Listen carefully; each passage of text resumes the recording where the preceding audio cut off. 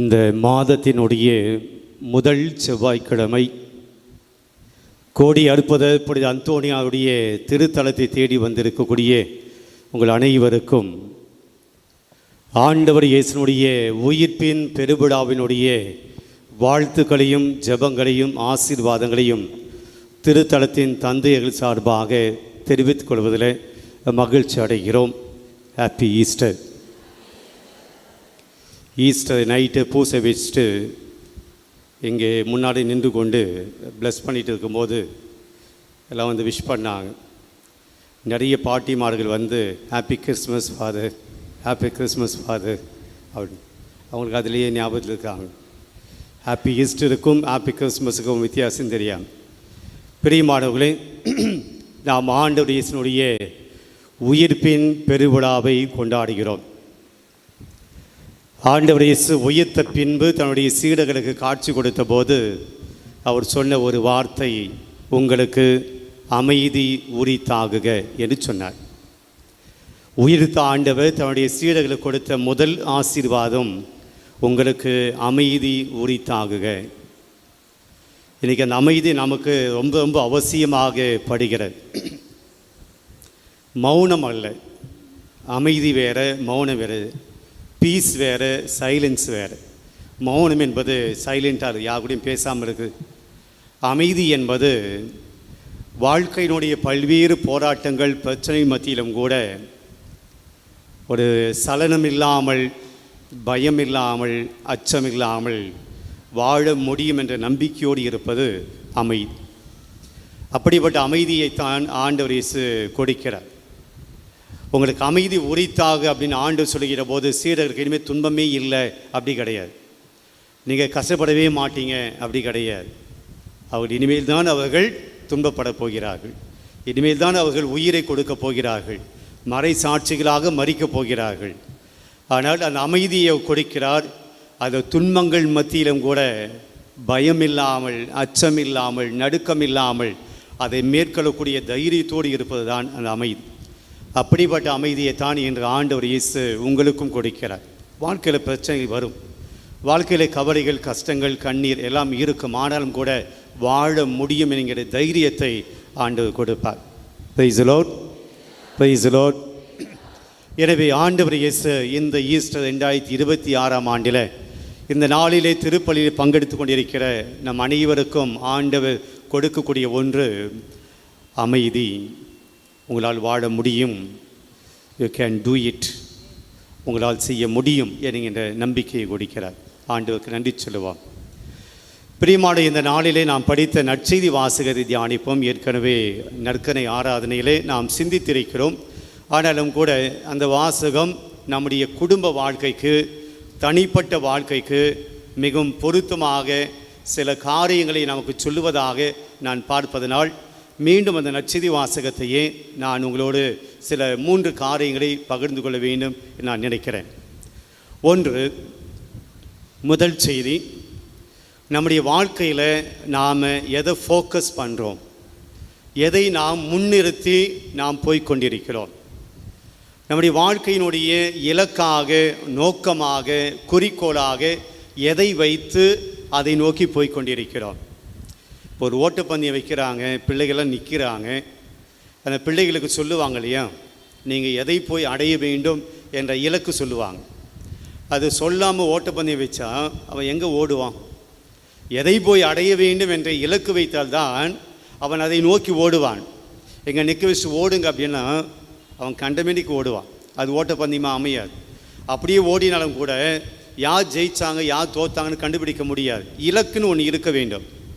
இன்றைக்கு நாம் நம்முடைய வாழ்க்கை என்கின்ற பயணத்தில், நம்முடைய ஆன்மீகம் என்கின்ற பயணத்தில் எதை முன்னாடி வச்சு, எதை ஃபோக்கஸ் பண்ணி நாம் போய்கொண்டிருக்கிறோம். சில பேருக்கு ஆன்மீகத்தில் எந்த ஃபோக்கஸும் கிடையாது. சில பேருக்கு குடும்ப வாழ்க்கையிலும் கூட எந்த ஃபோக்கஸும் கிடையாது.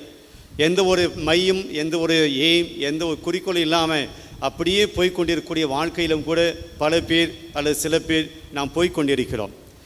2026ஆம் ஆண்டுக்குள்ளே நாம் இதை சாதிக்கணும் அப்படின்னு நமக்கு எதாவது இருக்கான்னா பல பேருக்கு கிடையாது. இந்த மாதத்துக்குள்ளே ஏப்ரல் மாதத்துக்குள்ளே நாம் எதை செய்யணும், இதை முடிக்கணும், அப்படி எதாவது இருக்குன்னா பல பேர் கிடையாது. அப்படியே சொல்லுவாங்க இல்லையா, வெந்ததை தின்று விதி வந்தால் சாவும். இன்றைக்கி இருக்கிறோம், சாப்பிட்டோம், வேலை செஞ்சோம், தூங்கணும், அடுத்த நாள் மீண்டும் எழுந்தோம், சாப்பிட்டோம், வேலைக்கு போகணும், தூங்கணும் என்று அப்படியாக போய்கொண்டிருக்கிறது. வாட் வி ஆர் ஃபோக்கஸிங், என் வாழ்க்கையினுடைய நோக்கம் என்ன, எதை நோக்கி போய்கொண்டிருக்கிறேன், நாம் எதை கவனிக்கிறோம், எதை நோக்குகிறோம் என்பதுதான் இன்றைக்கு முதல் செய்தி. இதை எங்கிருந்து நான் எடுக்கிறேன், இந்த பாயிண்ட்டு, இந்த செய்தி எங்கிருந்து எடுக்கிறேன்? மரிய மதலேனாள் கல்லறைக்கு செல்லுகிறாள் இல்லையா? இன்றைக்கி நற்செய்தி வாசலில் கல்லறைக்கு போகிறாள். கல்லறைக்கு சென்ற மதலேன் மரியாள் எதை நோக்குகிறாள்? கல்லறைக்குள் குனிந்து நோக்குகிறார். யாருமா அது? ஓ, இங்கேயா? சொல்லுங்கள். மரியா கல்லறைக்கு வெளியே. நீங்கள் பைபிளை பார்த்து படிக்கிறத நான் கேள்வி கேட்குறேன், சொந்தமாக சொல்லுங்கள். கல்லறைக்குள் குனிந்து பார்த்து. கல்லறைக்கு போயிட்டு எதை பார்த்தாள்? ஆண்டவரை தேடினார். ஆண்டவரை பார்த்தாங்களா? எப்படி கேட்டால் இப்படி சொல்கிறீங்க, இப்படி கேட்டால் இப்படி சொல்கிறீங்க, ரொம்ப தெளிவாக தான் இருக்கிறீங்க. ஆண்டவரை தேடினாங்க, ஓகே. எதை பார்த்தாலும் கேட்குறேன். அங்கே ஆண்டவர் இல்லை அப்படின்ட்டு எப்படி கண்டுபிடிச்சாங்க? கல்லறையை பார்த்தாள். கல்லறையை பார்க்கிறார். அதுக்கப்புறம் தான் அங்கே ஆண்டவர் இல்லைன்னு சொல்லி கண்டுபிடிக்கிறாங்க. ஆண்டவர் இல்லை. பிரியமானவர்களே, ஆண்டவர் அங்கே இருந்தாரா இல்லையா? இருந்தார். ஆனால் மதலேன் மரியாள் அவரை தோட்டக்காரன் என்று எண்ணினாள். எங்கே ஃபோக்கஸ் பண்ணுறாங்க மதலேன் மரியாள்? கல்லறையை ஃபோக்கஸ் பண்ணுறாங்க. பக்கத்தில் இருக்கக்கூடிய ஆண்டவரை ஃபோக்கஸ் பண்ணல. பல சமயத்தில் நம்முடைய வாழ்க்கையில் நாம் எதை ஃபோக்கஸ் பண்ணுறோம்? கல்லறையை ஃபோக்கஸ் பண்ணுறோம். ஆண்டவரை 3ஆம் நாள் உயிர் தெழுவார் என்பது ரொம்ப தெளிவாக பல தடவை சொல்லியிருக்கிறாள். ஆனாலும் கூட மதலேன் மரியாள் கல்லறைக்குள்ளே பார்க்கிறார். இயேசு இல்லை என்று கவலைப்படுகிறாள், அழுகிறாள். இப்போ கல்லறை ஏன் பார்க்க வேண்டும்? இயேசு அருகாமல் இருக்கிற போது, இயேசு அங்கே பக்கத்தில் நிற்கிற போது இயேசுவை ஃபோக்கஸ் பண்ணாமல், இயேசுவை கவனிக்காமல், இயேசுவை பார்க்காமல் கல்லறையை ஃபோக்கஸ் பண்ணுறாங்க. கல்லறை என்பது எதன் அடையாளம்? கல்லறை என்பது எதன் அடையாளம்? எதெல்லாம் அடையாளம் சொல்லலாம் கல்லறைக்கு? அல்ல, கல்லறைன்னு சொல்லுகிற போது நமக்கு எதெல்லாம் ஞாபகம் வருது? கல்லறைக்குள்ளே என்ன இருக்கும்? இறந்தவர்களை வைக்கும் இடம்.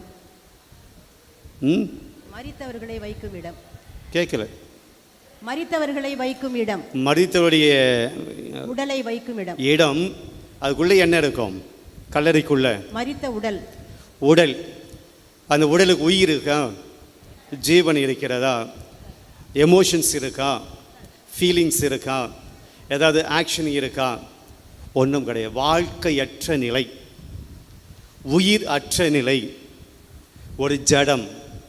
அங்கே எந்த உணர்வுகள் இருக்காது, எந்த விதமான ஆக்ஷன்ஸ் இருக்காது, எவ்விதமான ஃபீலிங்ஸ் இருக்காது. அது ஒன்றும் இல்லாத நிலை. அது வாழ்க்கையற்ற, ஜீவனற்ற நிலை.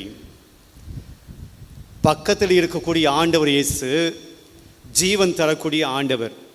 நானே உயிர் உள்ள ஆண்டவர், நான் வாழ்கிறேன், நீங்களும் வாழ்வீர்கள் என்று சொன்ன கடவுள். வானின்றி இறங்கி வந்த உயிர் உள்ள உணவு என்று, தான் உயிரை கொடுக்கக்கூடிய உணவு என்று தன்னை சொன்னவர். அவர் அருகாமையில் இருக்கிறார். ஒரு பக்கம் நம்மை சுற்றி சாவு இருக்கிறது, ஒரு பக்கம் நம்மை சுற்றி வாழ்வு இருக்கிறது. நாம் எதை ஃபோக்கஸ் பண்ணுறோம்? நம்முடைய அன்றாட வாழ்க்கையில் பல சமயத்தில் வாழ்க்கையை ஃபோக்கஸ் பண்ணுறது கிடையாது, வாழ முடியும் என்கிற நம்பிக்கை ஃபோக்கஸ் பண்ணுறது கிடையாது. என்னால் செய்ய முடியும், என்னால் வாழ முடியும், என்னால் சாதிக்க முடியும், என்னால் ஜெயிக்க முடியும், என்னால் எழுந்து நடக்க முடியும், என்னால் வாழ்க்கையில் முன்னுக்கு வர முடியும் என்பதை ஃபோக்கஸ் பண்ணாமல் முடிஞ்சிச்சு, அவ்வளோதான், இனிமேல் ஒன்றும் கிடையாது, இனிமேல் என்ன செய்ய முடியாது என்று நாம் இயலாதது, முடியாதது என்று நம்முடைய வாழ்க்கையில் நெகட்டிவை பார்க்கிறோம். ஸோ முதல் செய்தி இதுதான். ரொம்ப நீளமாக இதை பற்றி பேசுவதில்லை. நம்முடைய ஃபோக்கஸு பாசிட்டிவானதை பார்க்குறோமா, நெகட்டிவானதை பார்க்குறோமா, நேர்மறையானதை பார்க்கிறோமா, எதிர்மறையானதை பார்க்கிறோமா? எப்போ பார்த்தா நம்முடைய வாயில் என்ன வருது? எதிர்மறையான காரியங்கள். எப்போது பார்த்தாலும் நெகட்டிவாக திங்க் பண்ணுறது. இது அப்படி, இது அப்படி, இது அவங்க இப்படி, அவங்க அப்படி பேசுனாங்க, இவங்க இப்படி பேசுனாங்க, இவங்க இப்படி தான் என்று அடுத்தவர்களை நாம் நெகட்டிவாக பார்க்கிறோம். நம்மையும் கூட நாம் நெகட்டிவாக பார்க்கிறோம். யார் ஒருத்தர் அடுத்தவர்களை, அடுத்தவருடைய குறைகளை பேசிகிட்டே இருக்கிறாங்களோ, எதிர்மறையாக பேசிகிட்டே இருக்கிறாங்களோ, எதிர்மறையாக சொல்லிகிட்டே இருக்கிறாங்களோ, அவர்கள் தங்களை பற்றியும் எதிர்மறையாகத்தான் நினைக்கிறார்கள். அடுத்தவங்களை பற்றி நெகட்டிவாக பேசுகிறவன் தன்னை பற்றி பாசிட்டிவாக பேச மாட்டான். அப்போது நாம் புரிஞ்சுக்கணும், நாம் எதை ஃபோக்கஸ் பண்ணுறோம்.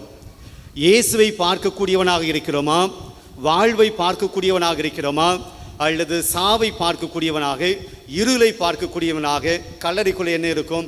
இருள் இருக்கும். கல்லறைக்குள்ளே எலும்புகடி இருக்கும். கல்லறைக்குள்ளே நாற்றம் அடிக்கும். வாழ்க்கையை இப்படியாகத்தான் பார்த்து கொண்டிருக்கிறோம். என் வாழ்க்கை சரியில்லை, என் வாழ்க்கையில் ஒன்றுமே இல்லை, கடவுள் எனக்கு எதுவுமே செய்யலை, என் கணவன் எதுவும் செய்யலை, என் மனைவி எதுவும் செய்யலை, என் பிள்ளைகள் எதுவும் பண்ணலை, என்னுடைய அப்பா அம்மா எனக்கு எதுவும் செய்யலை. நெகட்டிவாகவே பார்க்கக்கூடியது. வாழ்க்கையில் கடவுள் எவ்வளோ ஆசீர்வாதங்களை கொடுத்திருக்கிறார், எவ்வளோ அற்புதங்களை ஆண்டு ஒவ்வொரு நாளும் செஞ்சுட்டு இருக்கிறார். எப்படியெல்லாம் கடவுள் நம்மை பேணி காக்கிறார், உள்ளங்கையில் வைத்து நம்மை பேணி வளர்க்கிறார்.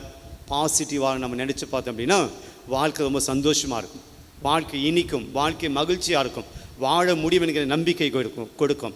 ஸோ முதல் செய்தி, நாம் கல்லறையை பார்க்கக்கூடிய மதலேன் மரியாளா, இயேசுவை பார்க்கக்கூடிய மதலேன் மரியாளா யாராக இருக்கிறோம்? நாம் வாழ்க்கையை கல்லறையாக பார்க்கிறோமா, அல்லது மிகப்பெரிய ஒரு கிஃப்டாக, மிகப்பெரிய ஒரு ஆசீர்வாதமாக நம்முடைய வாழ்க்கையை பார்க்கிறோமா? அது நம்முடைய இஷ்டம்தான். நீங்கள் உங்களுடைய வாழ்க்கையை கல்லறையாக கூட பார்க்கலாம், உங்களுடைய வாழ்க்கையை பெரிய ஆசீர்வாதமாக கூட நீங்கள் பார்க்கலாம். முதல் செய்தி. ரெண்டாவது, இன்றைய நற்செய்தி வாசகத்தில் மதலேன் மரியாள் யாரை தேடி போனாள்? யாரை தேடி போனாள்? இயேசுவை தேடி போனாள். கல்லறையை தேடி போனாள், இயேசுவை தேடி போனாள். கல்லறைக்குள்ளே இருக்கக்கூடிய இயேசுவை தேடி போனாள். வேற ஏதாவது கல்லறை போய் தேடி போயிருக்கலாம் இல்லையா? வேற கல்லறைக்கு அவங்க போகலையே. எந்த கல்லறைக்கு போனாங்க? இயேசு இருந்த கல்லறைக்கு தான் போனாங்க. அப்போ இயேசுவை தேடி தான் போனாங்க.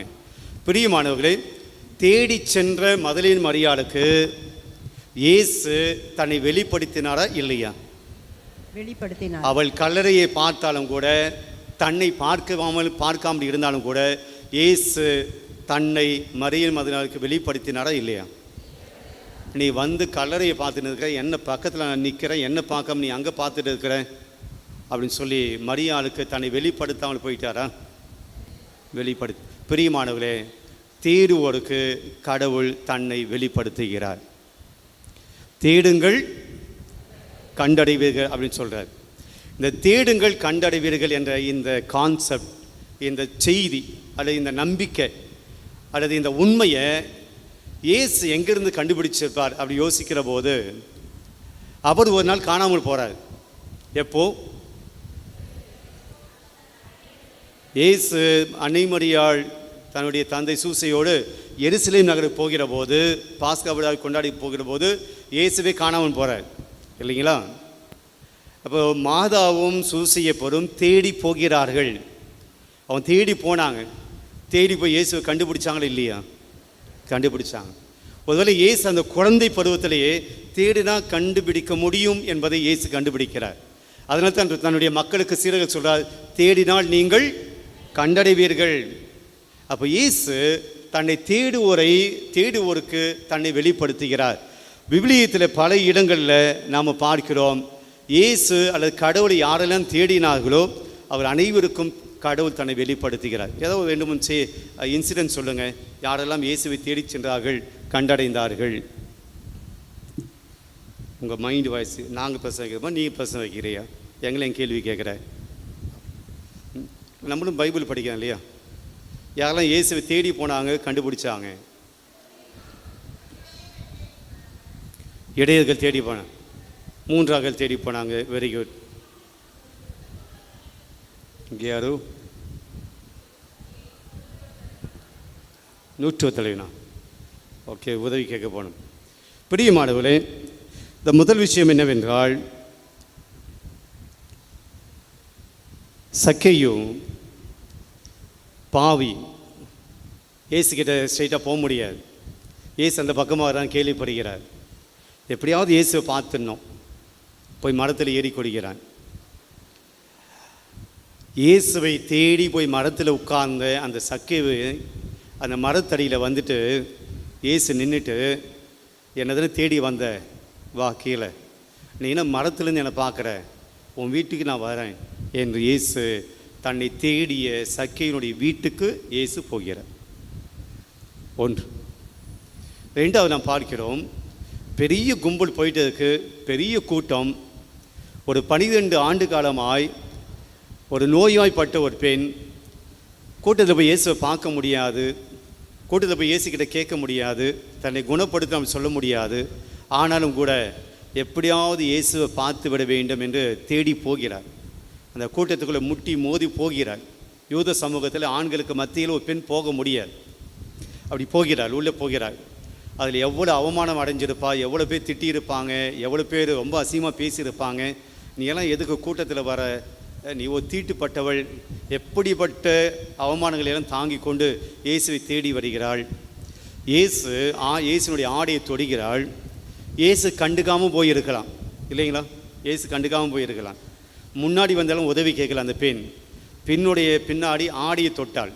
இயேசு கண்டுக்காமல் போயிருக்காள். ஆனால் இயேசு சொல்கிறார், தன்னை தேடி வந்த அந்த பெண்ணை நின்று பார்த்து பேசுகிறார். இயேசுவை தேடி வந்தவர்களை, தன்னை தேடி வந்தவர்களை இயேசு அலட்சியப்படுத்தலை.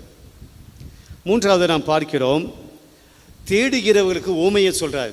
ஒருவன் முத்தை தேடி போனான் அப்படின்னு சொல்கிறார். விண்ணரசை பற்றி சொல்லும்போது, ஒருவன் முத்தை தேடி போனான், விலை உயர்ந்த முத்தை கண்டுபிடித்தவுடன் தனக்குள்ளதெல்லாம் விற்று அந்த முத்தை வாங்கி கொண்டான். அவன் தேடாமல் வீட்டில் இருந்தால் முத்து கிடைச்சிருக்குமா? கிடைச்சிருக்க. அப்போ இது போல் இயேசு நிறைய விஷயங்களை தேடி போகிறவர்களுக்கு தன்னை வெளிப்படுத்துகிறார். தேடுகிறவருக்கு இறையாட்சி சொந்தம் அப்படின்னு சொல்கிறாரு. இன்றைக்கு மதுரை மரியாள் இயேசுவை தேடி வந்தால் தன்னை வெளிப்படுத்துகிறார். பிரியமானவர்களே, ஆண்டவரை தேடி வருகிறவர்களை ஆண்டவர் ஒருபோதும் அவமானப்படுத்துவதில்லை. ஆண்டவரை நம்பிக்கையோடு தேடுபவர்களை ஆண்டவர் அலட்சியப்படுத்துவதில்லை. நாம் கூட நிறைய பேர் பார்க்க போயிருக்கலாம், ஆஃபீஸர்ஸை பார்க்க போயிருக்கலாம், அலுவலர்களை பார்க்க போயிருக்கலாம், ஒரு சில பெரிய மனிதர்களை பார்க்க போயிருக்கலாம். வீட்டில் தான் இருப்பாங்க. பியூன் சொல்லுவார், சார் இல்லை, நாளைக்கு வாங்க. அனுபவம் இருக்குங்களா உங்களுக்கு? ஏதாவது அது போல் அனுபவம்? சாரு உள்ளே தான் இருப்பார், ஆனால் பிஏ சொல்லுவார், சாரு உள்ளே வெளியே போயிட்டார், அதனால் நீங்கள் நாளைக்கு வாங்க. அப்படி என்ன அர்த்தம்? பார்க்க விரும்ப. நம்ம தேடி போவோம், அதில் மனிதர்கள் நம்மை பார்க்க மாட்டார்கள். நாம் அவர்களுக்கு அவசியம் இல்லை என்றால் பார்க்க மாட்டார்கள். பிரியமானவர்களே, கடவுளுக்கு நாம் அவசியமோ அவசியம் இல்லையோ, நாம் நல்லவர்களோ கெட்டவர்களோ, நாம் ஆண்டவர் மீது நம்பிக்கை வைத்திருக்கிறோமோ இல்லையோ, நாம் விவிலியத்தை படிக்கிறோமோ படிக்கலையோ, நாம் தினந்தோறும் திருப்பலிக்கு போகிறோமோ இல்லையோ, ஆண்டவரை தேடி வருபவர்களை ஆண்டவர் ஒருபோதும் அலட்சியப்படுத்துவதில்லை. பிரியமான இரண்டாவது செய்தி, ஆண்டவரை தேடினால் அவர் தன்னை வெளிப்படுத்துகிறார். அவர் தன்னுடைய ஆசீர்வாதத்தை கொடுக்கிறார். ரெண்டாவது செய்தி. மூன்றாவது, பிரியமானவர்களே, இன்றைக்கு ஆராதனையிலே அருத்தந்தை அவர்கள் சொல்லிக் கொண்டிருந்தார், அழுகையை பற்றி சொல்லிக் கொண்டிருந்தார். 2 தடவை அழுகையை பற்றி அங்கே 3 தடவை வருது, ஆனால் 2 தடவை ரொம்ப அழுத்தம் கொடுக்கப்படுகிறது. மரியாள் கல்லறைக்கு அழுது கொண்டே வந்தாள். அதான் முதல் வார்த்தை, அழுது கொண்டே வந்தாள். கல்லறையை பார்க்கறதுக்கு முன்னாடியே அழுது கொண்டே வருகிறாள். ஏன் அப்படின்னா, இயேசுக்கு நடந்த நிகழ்வு தாங்க முடியல. இன்றைக்கி முதல் வாசகத்தில் பேதுரு சொல்கிறார், ஒரு குற்றம் செய்யலை, ஒரு குற்றம் செய்யாத நீங்கள் சிலுவையில் அறைந்தீர்கள். ஒரு பாவம் பண்ணாத ஒரு நல்ல மனிதனை நீங்கள் சிலுவையில் அறைஞ்சிட்டீங்க. நேர்மையானதை நீதிமானை நீங்கள் சிலுவையில் அறைந்து பாவம் செய்தீர்கள். எனவே மனம் திரும்பி நீங்கள் பாவம் மன்னிப்பு பெறுங்கள் அப்படி அங்கே சொல்கிறார். இங்கே மதுரை மரியாள் ஏன் அழுது கொண்டே வந்தாள் அப்படின்னா, ஒரு நல்ல மனுஷனை சாகரிச்சிங்களடா, அவர் என்னடா தப்பு பண்ணார், உங்களுக்கு நல்லதானே போதிச்சார், புதுமை தான் செஞ்சார், உங்களுக்கு நல்லதானே பண்ணார், அவரை போய் சாகடிச்சிட்டிங்களே. நடந்ததை ஏற்றுக்க முடியல மதுரை மரியாள், நடந்து ஏற்றுக்க முடியல. இயேசுவை சாகடித்தது பெரிய ஒரு கஷ்டமாக இருந்தது. அழுது கொண்டே வருகிறாள். இன்றைக்கி நம்பாட்கள்லாம் கல்லறைக்கு போயிட்டு கூட சிரிப்பாங்க, அது வேறு விஷயம். ஜாலியாக போகிறது, கல்லறைக்கெல்லாம் ஜாலியாக போகிறது, ஜாலியாக போய்ட்டு மாலையை போட்டு மெழுகுத்திரி வச்சுட்டு ஜாலியாக வர்றது. மதுரை மரியாள் இயேசுக்கு நடந்த நிகழ்வை அழுது கொண்டே போகிறார். இது முதல்ல வருது. அதுக்கடுத்து உள்ளே போய் அழுகிறதை பார்க்க அங்கே வானத்து என்ன சொல்கிறார், ஏனம்மா அழுகிறாய் என்று கேட்கிறார். அதுக்கு ரீசன் சொல்கிறாங்க. அதுக்கு அடுத்து இயேசு வரார். இயேசுவை தோட்டக்காலன் என்று நினைத்து கொண்டு அதுக்கு முன்னாடி இயேசு கேட்கிறார், ஏனம்மா அழுகிறாய், யாரை தேறிய ஒரு வார்த்தை எக்ஸ்ட்ரா இயேசு போகிறார். ஸோ இதுதான் அழுகையை பற்றி அங்கே வருகிறது. அழுது கொண்டு வந்த மதலேன் மரியாள் போகிற போது எப்படி போனாள்? கல்லறை விட்டு போகிற போது எப்படி போனாள்? அழுது கொண்டு போனாளா? மகிழ்ச்சியாக போனாள். பிரியமானவர்களே, விவிலியத்தில் யாரெல்லாம் அழுது இருக்கிறார்களோ, அதுவும் குறிப்பாக பெண்கள் யாரெல்லாம் அழுது இருக்கிறார்களோ, கடவுள் அவருடைய கண்ணீரை பார்த்து கடவுளாக இருக்கிறார். வேகமாக ஒரு சில பகுதியில் மட்டும் நான் சொல்லுகிறேன். அதெல்லாம் பார்க்கிற போது பெண்கள் அழுதிருக்கிறார்கள், கடவுள் அவருடைய கண்ணீரை பார்த்திருக்கிறார். ஒன்று, தொடக்க நூல் 21ஆம் அதிகாரம் 16ஆம் வசனத்தில் ஆகார் என்கிற ஒரு பெண்மணி வருவாள். யாருடைய மனைவி? அவள் ஆபிரகாமினுடைய மனைவி. அது வேலைக்காரி மனைவியாக வைத்திருந்தார். இப்போது சாராள் குழந்தை பிறந்த உடனே ஆகாரை வீட்டிலேருந்து துரத்துறாங்க. இவள் இங்கே இருக்கக்கூடாது. தன்னுடைய கை குழந்தை எடுத்துக்கொண்டு ஆகார் பாலைவனத்துக்கு போகிறாங்க. பாலைவனம் என்பது வாழக்கூடிய இடம் அல்ல, சாகக்கூடிய இடம் அப்படின்னு இன்னும் மறைமுகமாக என்ன சொல்கிறாங்க? ஆகார் சாவதுக்கு போகிறார். தன்னுடைய குழந்தையோடு அவளும் தன்னை மாய்த்து கொள்ளக்கூடிய இடத்துக்கு போகிறார். ஊரில் இல்லை. அங்கே போயிட்டு குழந்தைய கொஞ்சம் தொலைவில் போயிட்டு இங்கே வச்சுட்டு கொஞ்சம் தொலைவில் போயிட்டு அழுகிறாள். அந்த வசனத்தை மட்டும் சொல்லுகிறேன். அவள் முன்புறம் சென்று அம்பு எறி தூரத்து அளவில், ஒரு அம்பு எரிஞ்சால் எவ்வளோ தொலைவு போகணுமோ அந்த தொலைவு போயிட்டு முட்டி போட்டு தூரத்தளவில் உட்கார்ந்து கொண்டார். யார்? ஆகார். தன்னுடைய குழந்தையை இங்கே வச்சுட்டு அம்பு எரியக்கூடிய அளவில் போயிட்டு முன்னாடி போய் உட்கார்ந்துக்கிறார். குழந்தை சாவதை பார்க்க சகியேன், குழந்தை சாக போது பார்க்க சகியேன் என்று கூறி முன்பிறமிருந்து அழுது கொண்டே கூக்குரலிட்டு அழுதாள். ஆகார் அழுதாள். அதுக்கப்புறம் அங்கே என்ன நடக்குது நமக்கு தெரியும். ஆண்டவர் வானதூதரை அனுப்புகிறார். வானதூதரை அனுப்பி இன்னைக்கு மதலேன் மரியாளை பார்த்து ஏனம்மா அழுகிறாய் என்று சொன்ன அந்த வானதூதர் அங்கே ஆகாரை பார்த்து அந்த வசனத்தை அப்படியே நம்ம படித்த அப்படின்னு இப்படி தான் இருக்கும். கடவுள் அவளது அழுகையை செவிமடுத்தார். வானது சொல்ற கடவுளுடைய அழுகையை செவிமடுத்தார். அது பின்பாக அவளுக்கு உணவு கொடுக்கிறார். ப்ராமிஸ் பண்ணுறாங்க, கடவுள் உன்னை ஒரு பெரிய இனமாக உன்னை மாற்றுவார். பிரியமானவர்களே, ஆகாருடைய அழுகையை பார்த்து அவர் பெண்மணி, அந்த குழந்தையினுடைய அழுகையை கடவுள் பார்க்கிறார். ரெண்டாவது அண்ணா. இதை நம்ம எங்கே பார்க்கணும்? 1 சாமுவேல் புத்தகத்தில் பார்க்குறோம். அண்ணா ஒரு கோயிலில் போயிட்டு அழுது கொண்டு இருக்கிறாள். எதுக்கு அழுதா நமக்கு ஞாபகம் இருக்கும்? குழந்தை செல்வம் கிடையாது, மலடியாக இருக்கிறாள். யூத சமூகத்தில் மலடியாக இருந்தால் என்றால் அவளுக்கு பாவின்னு அர்த்தம். உடல் கோளாறு கிடையாது, அது ஆன்மாவின் கோளாறு. அதுதான் அவன் நினச்சான். கடவுள் உன்னை தண்டிச்சிட்டார். இன்றைக்கி அதான் சொல்கிறாங்க, எந்த கடவுளாவது அப்படி தண்டிப்பாரா? நான் உனக்கு குழந்தை கொடுக்க மாட்டேன் அப்படின்னு சொல்லி. தயவுசெய்து அப்படி நம்ம சொல்கிறோம் அப்படின்னா சொல்லாதீங்க. கடவுள் மேலே பழிக்க போடாதீங்க. சரிங்களா? அவருடைய உடல்நிலை, உடல் சூழல், அதெல்லாம் தான் குழந்தை பொருட்களை உடைய கடவுள் தண்டிக்கிறது கிடையாது. குழந்தை கொடுக்காமல் யாரையும் தண்டிக்கிறது கிடையாது. பிரியமானவர்களே, இங்கே யூத சமூகத்தில் குழந்தையை கொடுக்கல அப்படின்னா அவளுக்கு பாவி. அதனால தான் கடவுள் குழந்தையை கொடுக்கலை. இங்கே அண்ணா அழுது கொண்டு இருக்கிறாள். அப்போ ஆண்டவர் வருகிறார். ஆண்டவரும் அண்ணா மனம் கசந்து அழுதார். 1ஆம் அதிகாரம் 10ஆம் வசனத்தில் அண்ணா மனம் கசந்து அப்படியே ஒரு துணி எடுத்து அப்படியே கசக்கி பொடிஞ்சு எப்படி இருக்கும், மனசு அப்படியே கசக்கி மனம் கசந்தி அழுதார். ஆண்டவரும் அவரை நினைவு கூர்ந்தார். 1ஆவது வசனம் 1ஆவது அதிகாரம் 20ஆம் வசனத்தில் ஆண்டவரும் அவரை நினைவு கூர்ந்தார். அவருடைய அழுகையை பார்த்தார். அவளும் அண்ணாவும் யாரு? அண்ணா யாரு? ஒரு பெண்மணி. பெண்கள் அழுதது தான் பார்த்துருக்கிறோம். அவளும் ஒரு பெண்மணி. 3ஆவதாக புதிய ஏற்பாட்டில் கானானிய பெண், ஒரே ஒரு பிள்ளை மகள், பேய் பிடித்திருக்கிறாள். இயேசுகிற வரா என்னுடைய மகளுக்கு பேய் பிடித்ததுக்கு குணமாக்குங்க அப்படின்னு சொல்லி. அவள் முதல்ல சொல்கிறாரு, பிள்ளைகளுக்கு போட வேண்டிய உணவு எடுத்து நாய்க்குட்டிகளுக்கெல்லாம் போடலாமா அப்படின்னு சொல்கிறார். ஆனால் கடைசியில் இயேசு அவருடைய அழுகையை, அவருடைய கண்ணீரை துடைக்கிறார். உம்முடைய நம்பிக்கை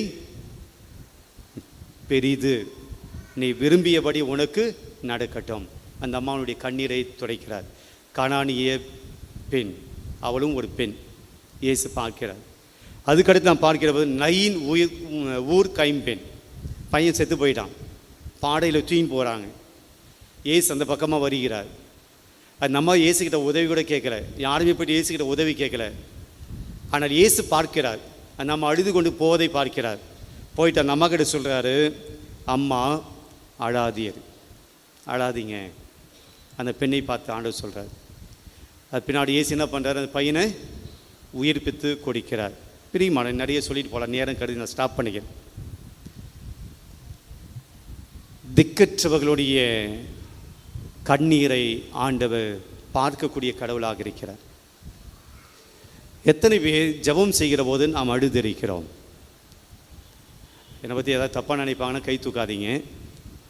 ஜெபம் செய்கிற போது நாம் அழுதிருக்கிறோம். கோயிலையும் சரி, தனிப்பட்ட சரி, வீட்லேயும் சரி, ஜெபம் செய்கிற போது அழுதிருக்கிறோம்.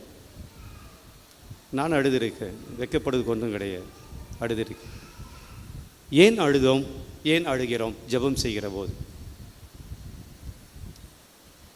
சும்மா டைம் பாஸிங்கா? ஜெபம் செய்கிற போது ஏன் அழுகிறோம்? எப்படி கண்ணீர் வருகிறது? எப்படி என்ன கண்ணிலேருந்து வருதுன்னு சொல்லக்கூடாது.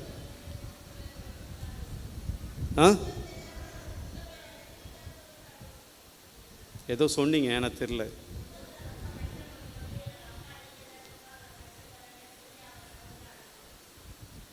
சரி, பிரியமானவர்களே, நாம் ஏன் அழுகிறோம் என்றால், கடவுளுக்கு முன்னாடி நான் ஒன்றும் இல்லை, கடவுளுக்கு முன்னாடி நான் ஒன்றும் இல்லை, நீங்கள் தான் கடவுளே, நீங்கள் தான் எனக்கு. அந்த ஒரு நம்பிக்கை எப்போ வருதோ அப்போ தான் அழ முடியும். நான் என்னால் பார்த்துக்க முடியும், என் பிரச்சனை நான் பார்த்துக்கிறேன், என் கஷ்டத்தை நான் பார்த்துக்கிறேன், என்னுடைய துன்பத்தை நான் பார்த்துக்கிறேன், எனக்கு வரக்கூடிய போராட்டம் நான் பார்த்துக்கிறேன் அப்படின்னு சொல்லி கடவுளுடைய வல்லமையை, கடவுளுடைய சக்தியை உணராமல் ஏன் சக்தியை, ஏன் பலத்தை நான் நம்புகிறேன் அப்படின்னா நீங்கள் எந்த ஜெபத்திலும் அழ மாட்டீங்க. எப்போது கடவுளுக்கு முன்னாடி நான் ஒன்றும் இல்லை, என் பிரச்சனைக்கு என்னால் பண்ண முடியல, வெளியே வர முடியல, தாங்க முடியல, ஆண்டவரை நீ தான் என்னை விட ரொம்ப பெரியவர், உங்களால் முடியும் என்று எப்போது கடவுளுக்கு முன்னாடி நாம் பலவீனமானவர்களா என்பதை நாம் நம்புகிறோமோ, என்னை விட கடவுள் மிக பெரியவர், அவர் இதை செய்ய முடியும் என்று கடவுளை நம்புகிறோமோ, அந்த நம்பிக்கை இருக்கிற போது மட்டும்தான் கண்ணீர் வரும். அப்போது கண்ணீர் என்பது, ஜெபிக்கிற போது கண்ணீர் விடுவது என்பது வீக்னஸ் கிடையாது, அது சேக்ரெட்னஸ், அது புனிதமானது. ஆண்டவருக்கு முன்னாடி நாம் கண்ணீர் விடுவது பலவீனம் அல்ல, அது ஆண்டவரை நம்புவதின் செயல், நம்புவதின் அடையாளம். நான் உண்மை நம்புகிறேன் கடவுளை, நீங்கள் எனக்கு செய்வீங்க என்று நம்புவதின் அடையாளம். பிரியமானவர்களே, அந்த நம்பிக்கையோடு யார் அழுகிறார்களோ, அது பெண்ணாக இருக்கட்டும், ஆணாக இருக்கட்டும், பெரியவராக இருக்கட்டும், சிறியவராக இருக்கட்டும், நான் பலவீனமானவன், ஆண்டவரே உம்முடைய பலத்தை நான் நம்புகிறேன் என்று யார் எப்போது நாம் கண்ணீர் விடுகிறோமோ, அந்த கண்ணீரை ஆண்டவர் நீக்குவார், அந்த கண்ணீருக்கு ஆண்டவர் பதில் கொடுப்பார். எனவே ஆண்டவர் முன்பாக நாம் அழுகிற போது கடவுள் நம்முடைய அழுகையை அவர் துடைப்பார். நம்பிக்கையில் நாம் தொடர்ந்து திருப்பலியில் பங்கேற்போம்.